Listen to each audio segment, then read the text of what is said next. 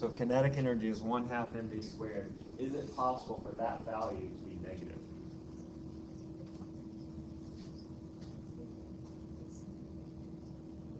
I'm going to stop at 55. 55.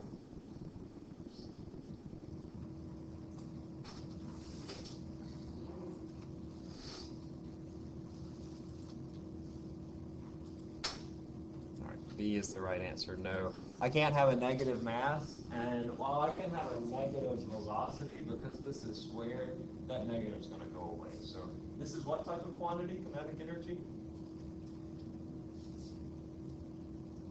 Vector. No, the opposite of vector. Scalar, right. So this is a scalar quantity. It doesn't have a direction.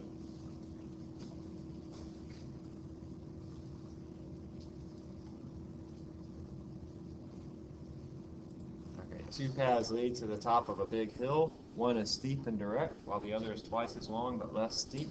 How much more potential energy would you gain if you take the longer path? So I have a mountain. I have two paths that go up that mountain.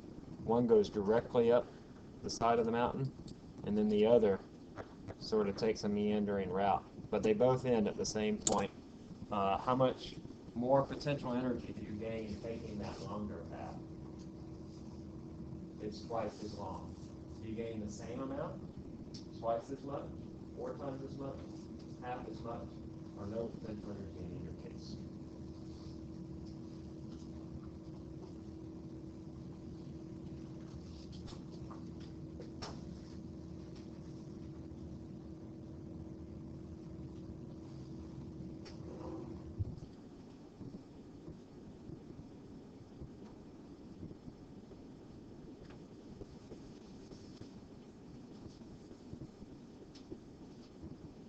Okay, we're sort of all over the board, though more of you have the right answer than don't.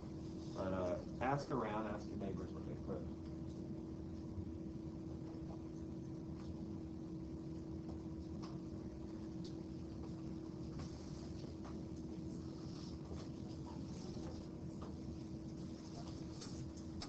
All right, right now we're evenly split sort of between these two answers, and one of those is correct, either A or B.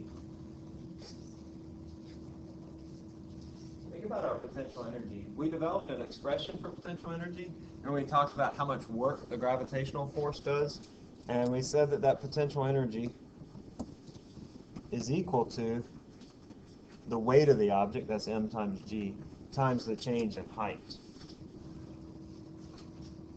So if that's the case, how much more potential energy do we gain when we take this longer path to go to the same point at the top of the mountain?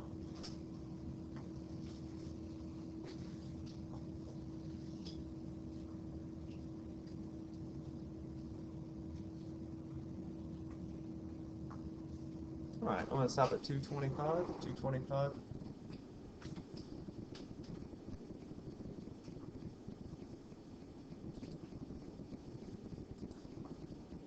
B is the right, or whoa, no. I'm sorry. A is the right answer. It's the same because H is the same for both, right? That they both gain the same amount of potential energy. Now, you might make an argument and say, well, the person that takes the longer path will require more energy. And that might be true because of the friction that he encounters along the way, that he loses energy due to friction. But as far as talking about the gain in potential energy, they're both going to gain the same amount of potential energy. They both jump off at the top, and they're both going to have the same amount of energy.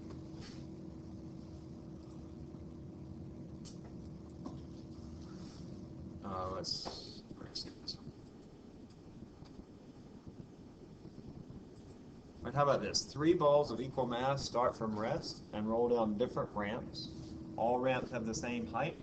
Which ball has the greater speed at the bottom of its ramp?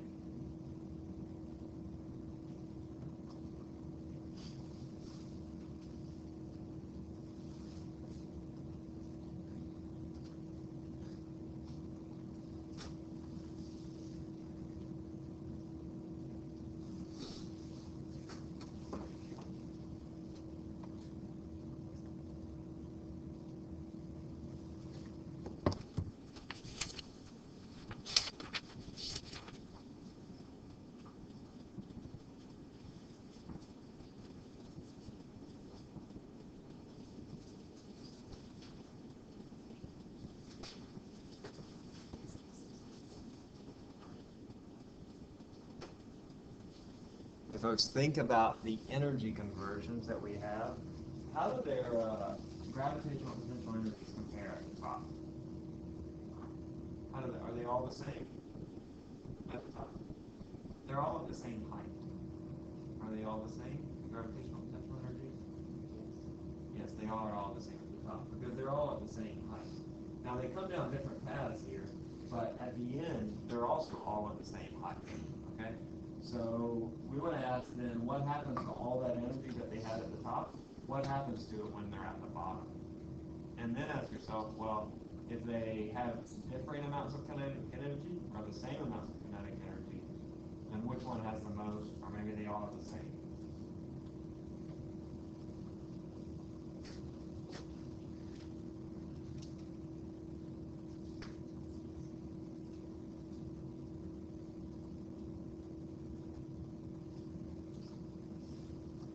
Let's say that I have 2 joules of energy at the top. How many joules of energy will it have at the bottom? By the conservation of energy. Trent, you're about to say it? No? I have 2, right? It doesn't change. That total amount of energy remains the same. I have 2 joules here, I have 2 joules here. Alright? What if I have 2 joules here? How does that affect the amount of energy here? Or 2 joules here versus here? Think about your answer. I'm going to stop here, or starting to come around. I'm going to stop in about 5 seconds at 240.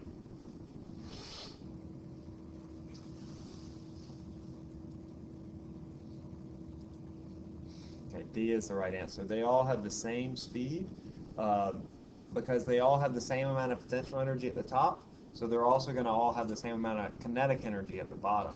Now, what you're probably thinking is that, well, ball number 1 is going to reach the bottom a lot faster. And that's true. It will reach the bottom at a faster rate because it's going to be accelerating at a faster rate. But it's still going to be having this, it still will have the same speed at the bottom as ball 3 has at the bottom. It'll just get there faster, but it's still going to have the same speed. Just a few more. Actually, we're going to come back to this. This gets into power. Let me check something in your book, because I don't think this is in your book, but I want to spend just a minute on it.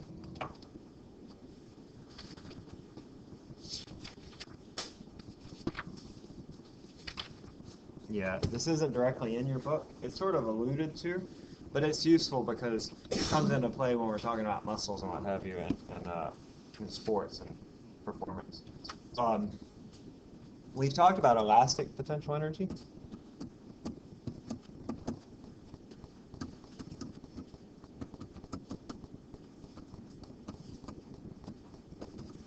Elastic potential energy, remember, is if I have something that's stretched and it contains potential energy, but it's not gravitational potential energy, it's elastic potential energy. If I let it go, it releases that energy into kinetic energy.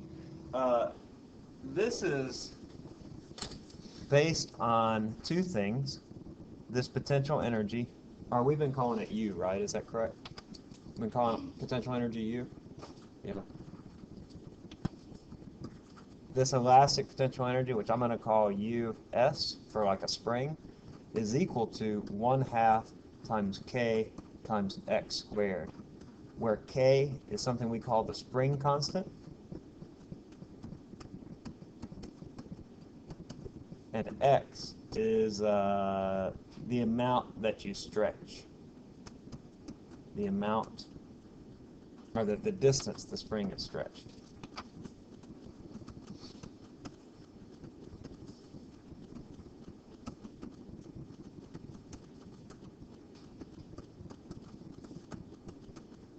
It might be a little more complicated than that.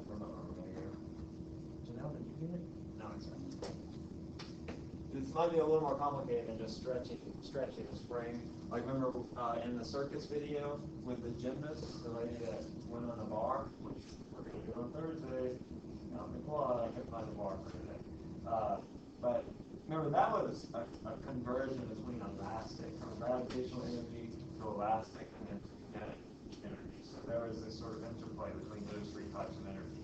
And in that case, the the elastic potential energy gained when it bends in that direction. So it might not be just a simple one-dimensional bend or stretching. But regardless, the more I stretch it, if I stretch it this much, I'll get a certain amount of energy. If I stretch it twice as much, I get how much more energy?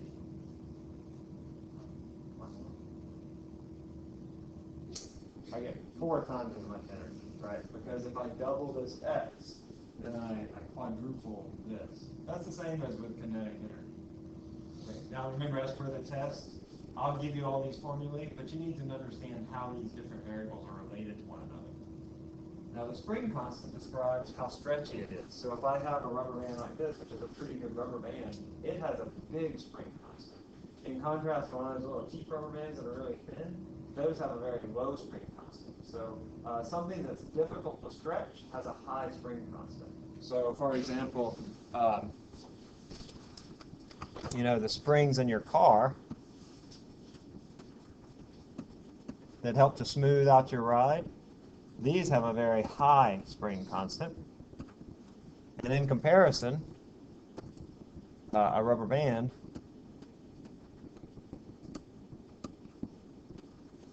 has a very low spring constant. All right, you follow me on that? Your high spring constant is something that's very difficult to stretch, like a very stiff spring, very stiff, very high spring constant, and a very stretchy spring has a low spring constant.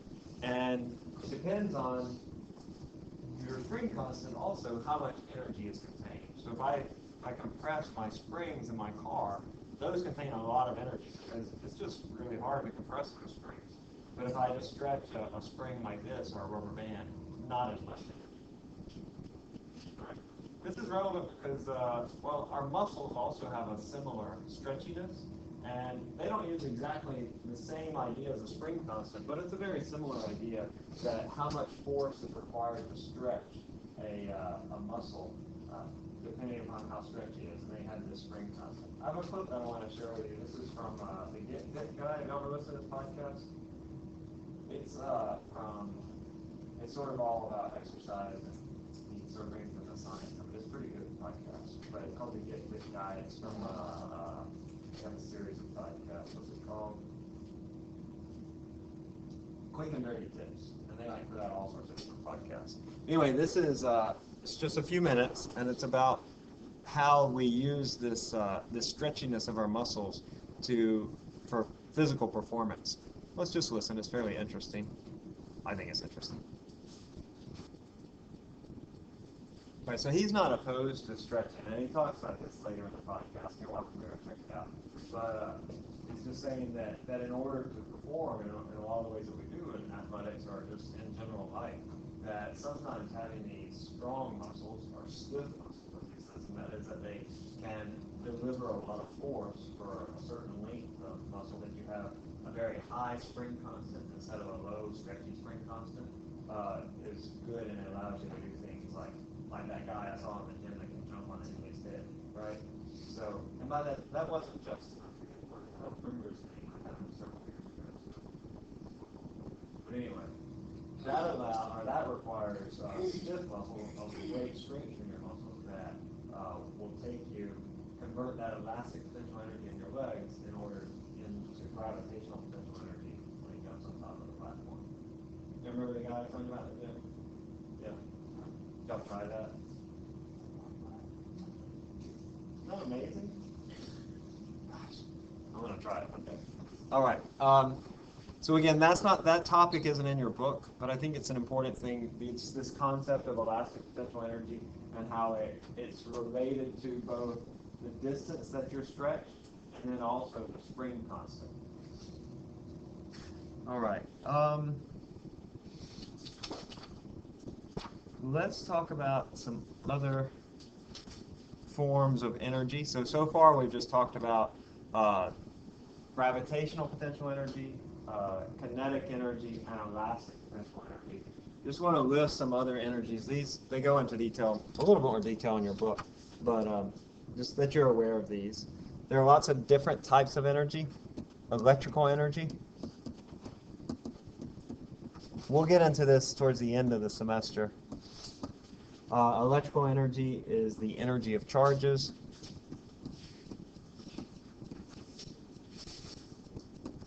In fact, you know, when we talk about our outlets here, we talk about their voltage. Voltage is really just a measure of energy. It's an energy per unit charge. So if you have a low voltage, that means not very much energy. A high voltage, that means a lot of energy. So electrical energy is just the energy of charge. The internal energy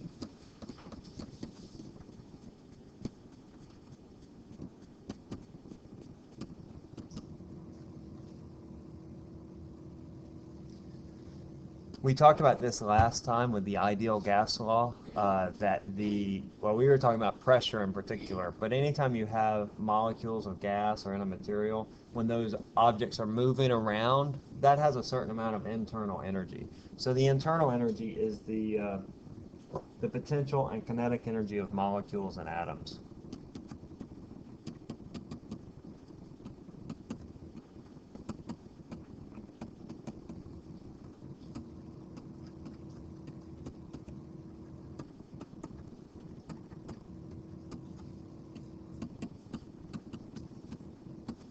All right, so like within this room right now, this room is filled with gas, thankfully, and those molecules of gas are moving around. They're moving around back and forth because of the temperature in the room, right, from the ideal gas law, and then also just for their natural way that they oscillate back and forth.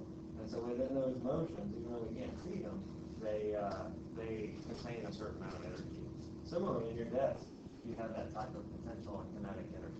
All right, although less so because it's a solid and not a gas. So internal energy. Heat, we're going to get to in just a little bit. Heat is the transfer of energy from hot to cold.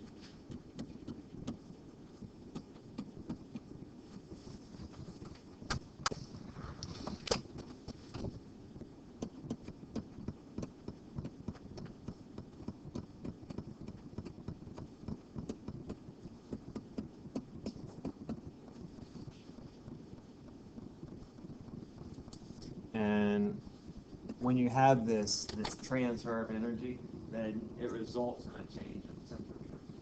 In this chapter, in a little bit, we'll talk about temperature measurements of temperature and how that measures a change in the internal energy of an object.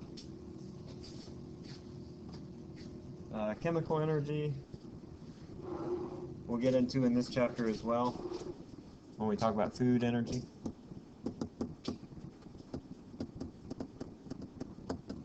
Chemical energy is stored energy in molecules and atoms.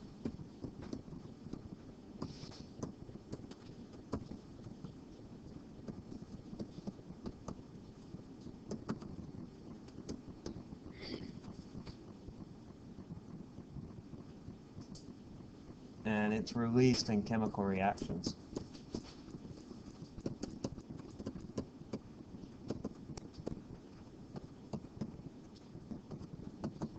In those reactions, it can be released in a couple of different ways. Like it can be released to produce heat, which is really common. When you have a chemical reaction that produces heat. You can also have chemical reactions that produce electrical energy, right? Like in a battery, D-cell battery or C-cell battery or whatever. There's a chemical process that goes on that converts this chemical energy into electrical energy. Again, we'll get into that in a later chapter. And let's see, electromagnetic radiation, which we'll see again soon.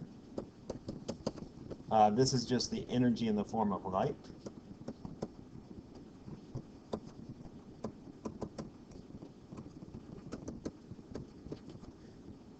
Also acoustic energy. We'll have a whole chapter on sound. And sound is just the transfer of this acoustic energy.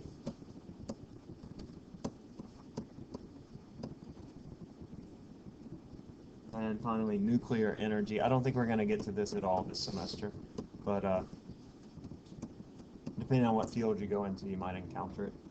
This is the energy associated with the nucleus.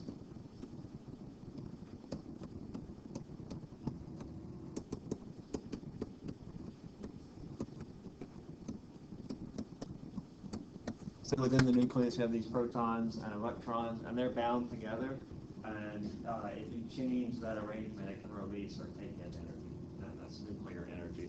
Again, I'm pretty sure we're not going to get to that. All right, let's see.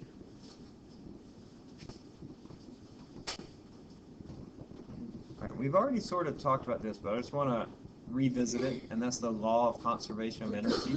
Remember when we talked about with this, with the roller coaster? I'm going to go back to show you. Right, the idea that if I have a certain amount of energy here, I have the same amount of energy at every other point. That's called the law of conservation of energy. And it just simply says that the energy is constant.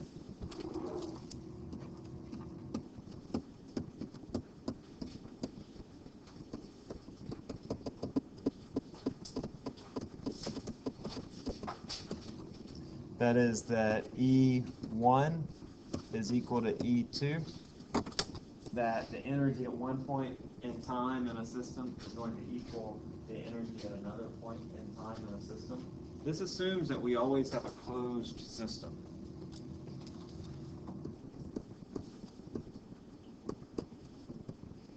And that's the main point here. I think we've already covered the law of conservation of energy enough, but I want you to understand what a closed system is.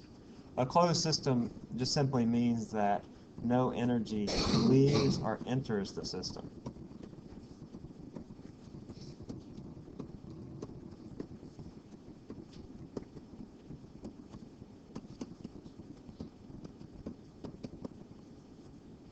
In physical terms, we think of the universe as a closed system.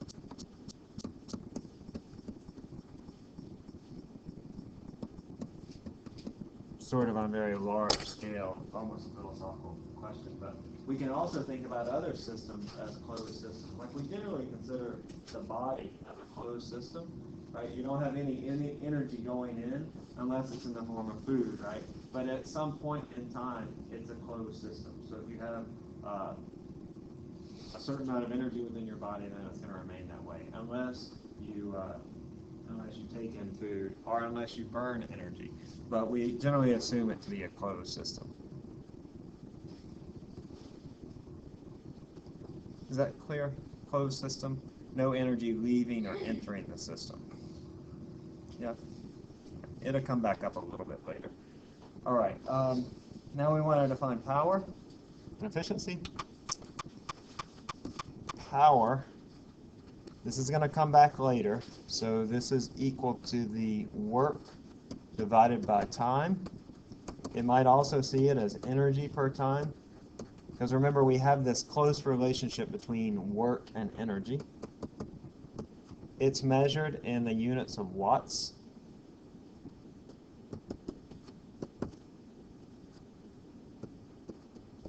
Which is abbreviated with a capital W. If you ever look on the back of your electrical devices, they have a power rating, and it just says how much energy per unit time that it's used. 1 watt is equal to 1 joule per second. Those are the basic SI units. Let's do a couple more of these clicker questions. We just had a few more left. When I go away from this.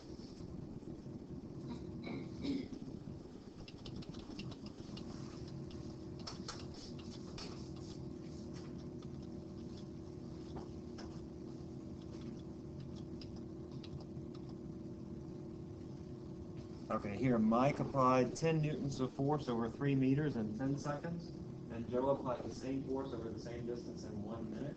Who did more work? Mike, Joe, or both did the same work?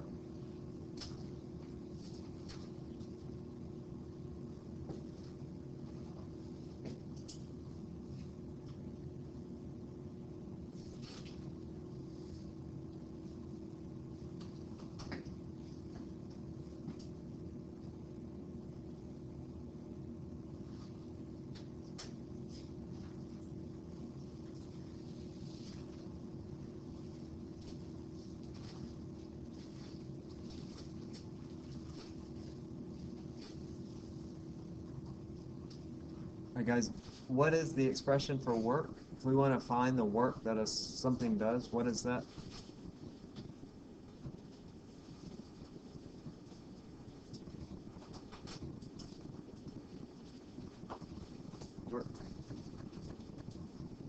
Do I need to go play the rest of the song?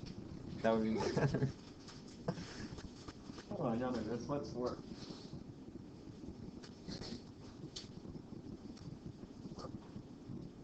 It's a product of two values. What was it?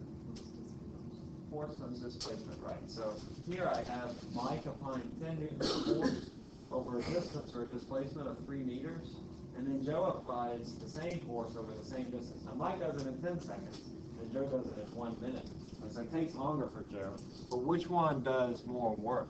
Does Mike, Joe, or do they both do the same amount of work? Oh, that's a little bit better. I'm going to stop at 155. 155.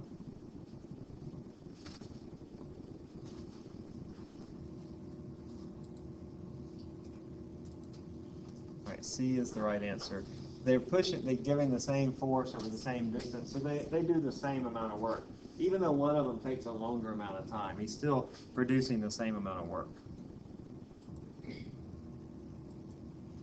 All right, now Mike performs 5 joules of work in 10 seconds, and Joe did 3 joules in 5 seconds. Who produced the greater power?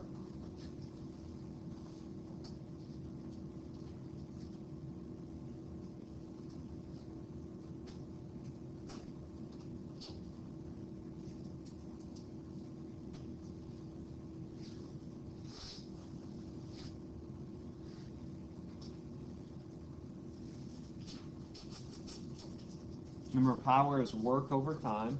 So Mike produces 5 over 10 watts, and Joe produces then 3 over 5 watts.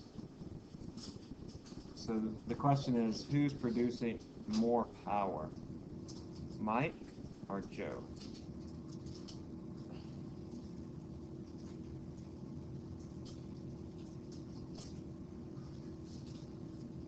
Ask your neighbor, please. Most of you have the wrong answer.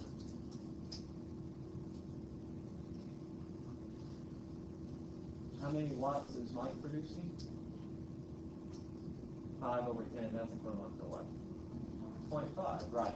And then Joe is producing how much power? He's doing 3 over 5. That's equivalent to what in decimals? 0.6, right, because it's 6 over 10 is the same, an equivalent fraction. So 0.6. All right, just a few more seconds. I'll stop at 135.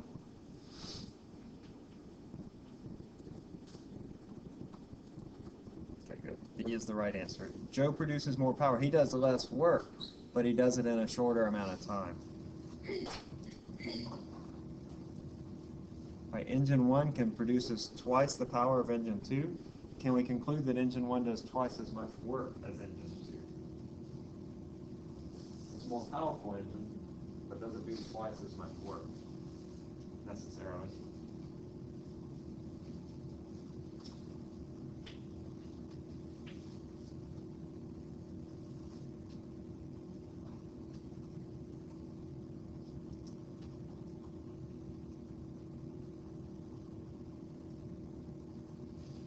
Uh, 38, I'll stop, 38.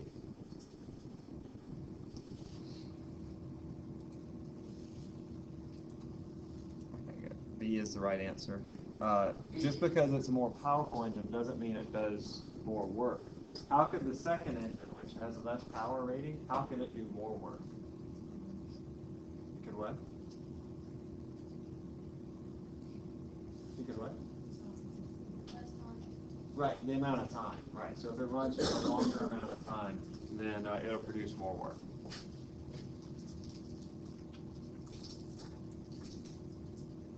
Okay, this is the last one. When you pay the electric company by the kilowatt hour, all right, what are you actually paying for? Think about the units here. This is a dimensional analysis.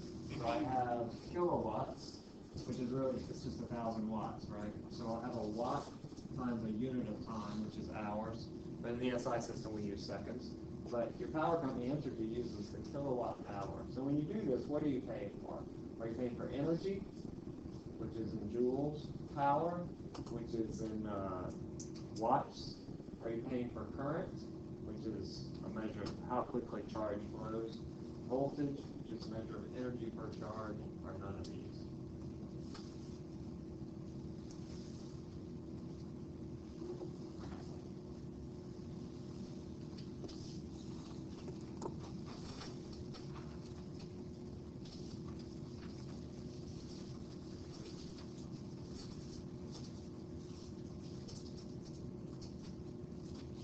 Let's think about these two right here.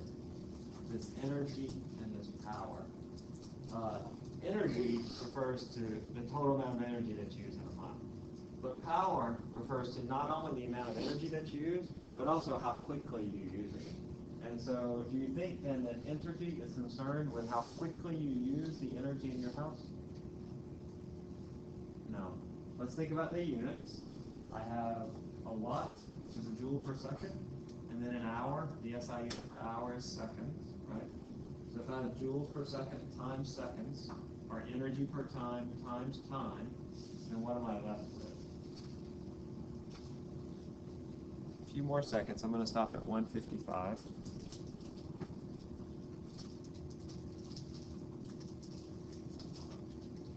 All right, 155. All right, A here is the right answer. Okay. When I look at these units, kilowatt hours, right, I'm looking at a watt, which is a joule, or let me write it in just words. A watt, which is an energy per time, and then an hour, which is a unit of time. And so these cancel, and I'm left with just energy. So when you pay your electric bill, they're not concerned, at least most power companies aren't concerned with when you use your electricity or how quickly you use your electricity. Now, in some markets, I understand they'll charge you more if you use your electricity at peak times. But here, where electricity is really abundant, they don't worry about that. So our kilowatt hour is just a measure of the energy that we use. Yep. Okay. All right. Well, let's move on. Y'all okay with this stuff? Yeah. Not looking okay. Y'all feel comfortable though? We're not done with it yet, but let's go on to the next topic, which is efficiency. I think that was the last one. Yeah. Oh, this will cheer you up. I need some serious cheering up. Did I tell y'all that we were going to compete in the math competition? I'm the coach for the math team, the middle school math team here in town. Did I tell y'all this? I didn't tell you? Yeah, anyway, it's math counts. Anybody do math counts when they were in middle school? I did math counts. I'm an athlete. Anyway, so I'm the coach for our math team. And listen, we only have 6th and 7th graders, but the competition goes up through 8th grade, but we don't have 8th graders yet, just because our school doesn't have 8th grade yet. But they were doing the awards at the award ceremony, and they called out 3rd place, and it wasn't us, of course. I said, well, I thought we might get 3rd place. And then they called out 2nd place, and it wasn't us. And I thought, well, I guess we just didn't place. Because they're only like 5 or 6. So, well, they were pretty good. And they called out 1st place, and who do you was? Well, not me, it was them, but it felt like me. I got to go up with them. So, yeah, we came in 1st place. And listen, one of our 7th graders, she came in 2nd overall, Josie Fungi, if anybody knows her. And one of our 6th graders came in 6th overall. Look at these 6th graders, like this tall. Came in 6th place overall. I'll be at the door for high fives, like after class. Okay. Let's look at efficiency.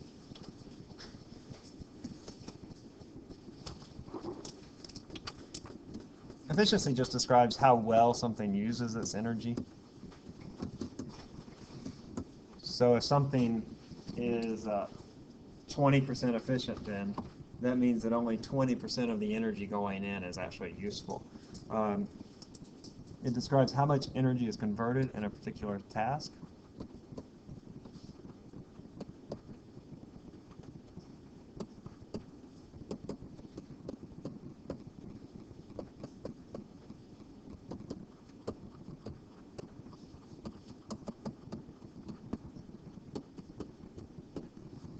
And it's equal to this. The efficiency, I'm just going to call it EFF, is equal to the work output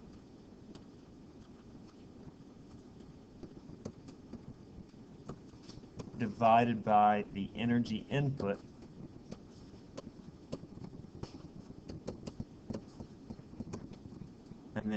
to make this into a percentage, you multiply it times 100%. All right, so let's say, for example, I put in 100 joules. I put in 100 joules of energy, but the work that I get out, I just get out, I don't know, 30 joules. That means that my efficiency is 30 joules divided by 100 joules, which is 0.3, times 100, which is 30%. So that gives me an efficiency of 30%. All right, now if I put in 100 joules and I get out 100 joules, what efficiency is that? 100%, right. Or if I put in 100 joules and I get out 110 joules, that's what? That's getting 110%, right? But you can't really do that. So, but that's where that 110% comes from. If you put in a certain amount, then you get out more than that. All right. So that's how we calculate our efficiency. Let's do this as a clicker question. An engine has an efficiency of 20%. Engine.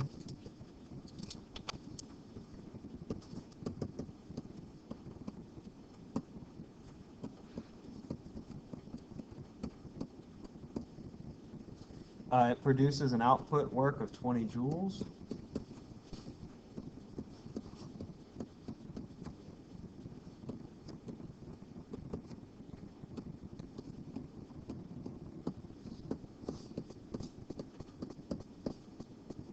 How much energy was lost?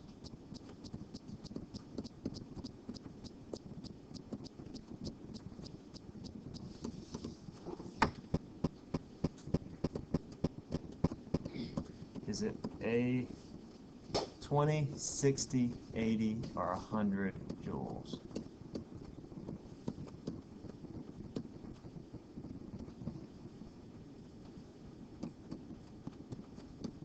I have an engine with an efficiency of 20%. It produces an output work of 20 joules. How much energy was lost? 20, 60, 80, or 100 joules? When I say lost, it goes into heat. It's not usable. It goes into heat, sound.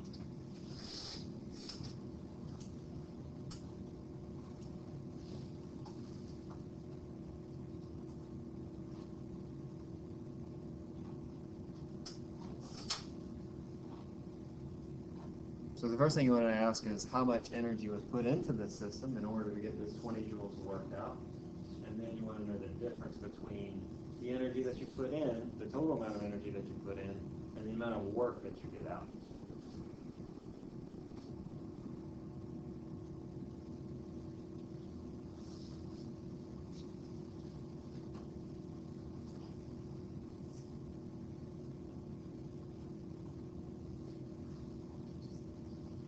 All right, doing pretty well so far. A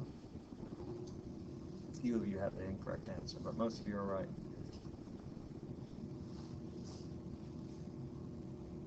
Do about 10 more seconds, y'all.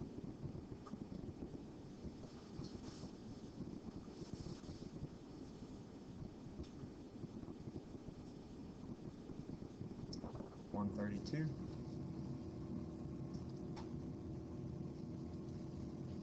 Okay, that's good. So here, with an efficiency of 20%, in order to get out 20 joules, I have to put in 100 joules of work, right? So if I have 30%, I'll put in 100, I got 30 joules. If I put in 50%, I get out 50. But here I have 20%, I put in 100 joules, and I get out 20 joules. But if I started with 100, that means that I'm losing 80 joules. If you wanted to work that out, you would say the efficiency is 20%. That's equal to 20 divided by the energy input times 100. All right, this cancels with this, leaves a 1 over here. That means that this has to be 100 in order for that equal to 1. So this gives us 1. So the energy equals 100, and the difference is 80. 100 minus 20. All right. That was pretty good. Now I'm really hungry. Are y'all hungry? I can't wait till lunch. Can y'all wait? Huh? Are you serious? Wow. Do you know, Oh, never mind. No, there we go. I like have these little cans of soda. You ever see those little bitty cans of Coke? I like those. I'm gonna have one with lunch today. Do you know where they make those? Mini soda.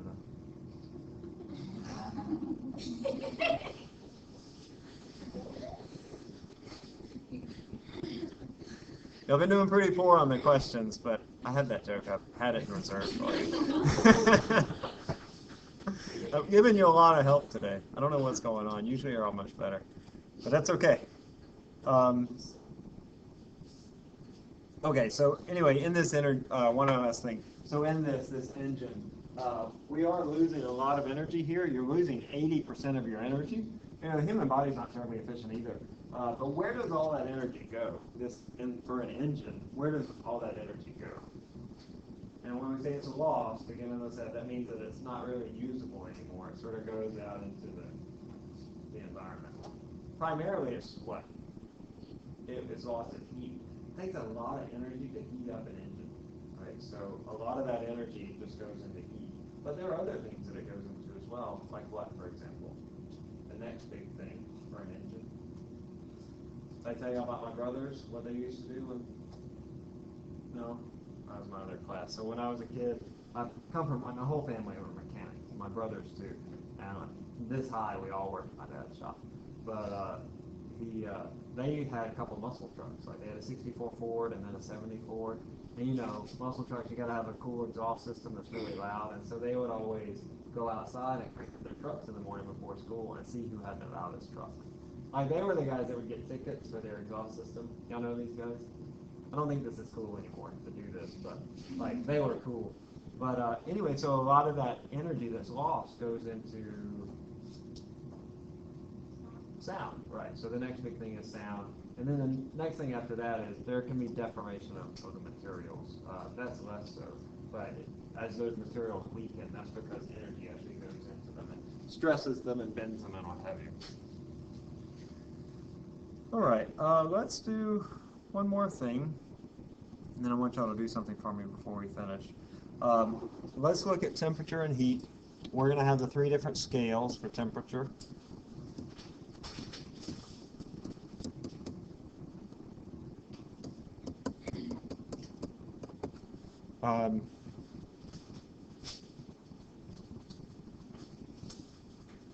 There are 3 temperature scales you'll need to be familiar with. You're probably already familiar with at least 2 of them, especially if you're in the health sciences. That is the Fahrenheit scale, which literally means it's German. Does anybody know what it means, Fahrenheit? What is fahren? It's a verb in German. It means to drive. And height is what? It looks like it sounds. What is it? It's heat. So it means to drive heat, Fahrenheit. Anyway, Celsius. I think that's named after a person. And then the third that you might not be familiar with, but you'll need to for this one, is the Kelvin scale. Now each of these are based on physical temperatures. For Fahrenheit and Celsius, they're both based on the freezing and boiling point of water. So, but this is the SI unit for temperature. We typically use Fahrenheit in the British system, which we use here. But also, you'll use Celsius much? No? Yeah, some? Okay. Anyway, you'll need to be familiar with all 3. The Fahrenheit is based on the freezing and boiling point of water.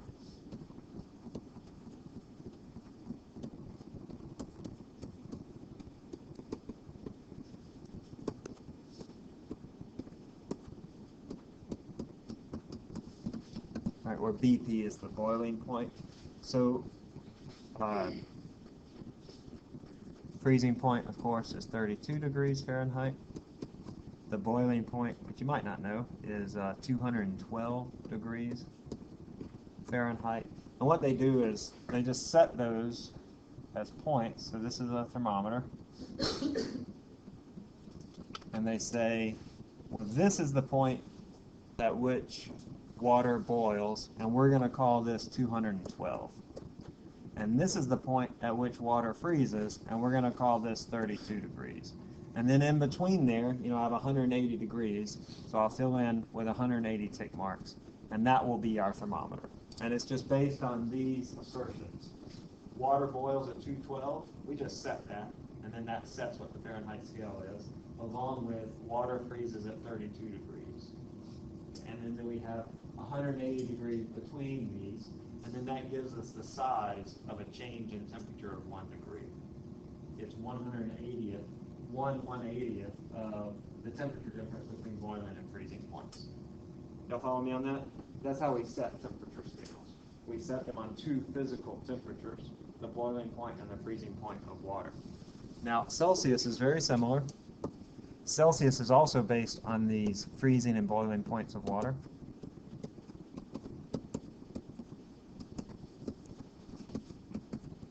They just give them different temperatures. The freezing point of water in Celsius is 0, and the boiling point of water is 100 degrees Celsius. All right, so those are simpler numbers, and they're chosen for that reason because they're simple. So on this same scale, I have 0 degrees Celsius at the freezing point, and then I have 100 degrees Celsius at the boiling point. And so in between there, I have 100 tick marks. That's not 100, but you imagine. I have 100 tick marks between 0 and 100, and so that sets the size of a Celsius degree. So one of the results of the differences in these two scales, besides the fact that they're offset from one another, is that the size of their degree is different. Which of these has the larger degree? 1 degree Celsius is greater than or less than a change in temperature of 1 degree Fahrenheit. Which is bigger? Right, the Celsius degree is bigger. So a change in temperature of Celsius is a bigger change if it's the same amount as Fahrenheit, because the degree size is bigger. Right. So these scales are just set in this way. You can convert between these two. It's useful to know that you can do this. I don't know that you don't need to memorize these formulae. Of course, I'll give them to you, but you could have a question where I just ask you to convert. So the Fahrenheit temperature is equal to 9/5 of the Celsius temperature plus 32, and then the Celsius temperature is equal to 5/9 of the Fahrenheit temperature minus 32. So I'm probably not going to see a calculation where I have you do this. You'll have these, but there are some common temperatures which you should just be aware of. So for example, we're familiar with the Fahrenheit scale pretty well. And in the Fahrenheit scale, we have a couple temperatures that are useful. For example, 70 degrees Fahrenheit, which is about room temperature. That's what we call about room temperature. In this room, it's about 70 degrees right now. 71 degrees Fahrenheit in this room. What would be the equivalent, roughly, in a Celsius scale? Yeah, 20 to 25. So room temperature, I'm going to say 20. It's 20. I think it's like 22 or something. So that's equal to about 20 degrees Celsius. So I could ask you a question just, well, which of these is 70 degrees, is equivalent to 70 degrees Fahrenheit? All right. And it would be the one that would be closest to 20 or so. I think it's 22. All right. Another temperature that we use a lot, especially if you're in the health sciences, of course, is 98 degrees Fahrenheit, right? Body temperature. What is that in Celsius, or centigrade is another way that people use it. 37, right. So that temperature is equal to 37 degrees Celsius.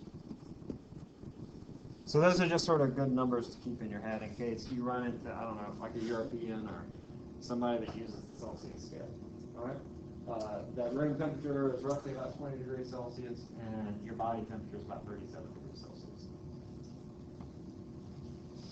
There's a third scale, which is called the Kelvin scale.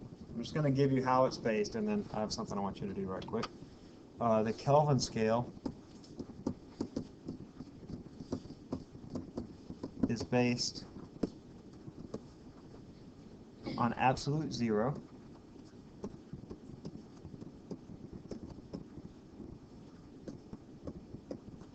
absolute zero is the lowest temperature that you can go to.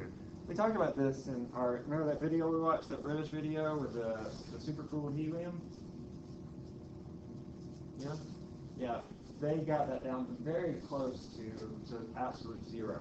And that absolute zero, that's where all motion ceases. So all those little atoms that are vibrating back and forth, if you can cool them down to absolute zero, they stop. All right. It's a theoretical limit. You can't really reach absolute zero, but you can get really darn close with things like liquid helium, liquid nitrogen. All right, so it's based on absolute zero. That's one of our fixed points.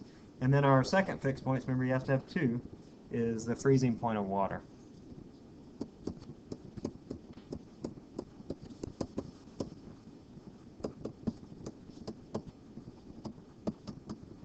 All right, so on our thermometer, we have absolute zero. This is 0 Kelvin. And then at the freezing point of water, we set this to 273 Kelvin.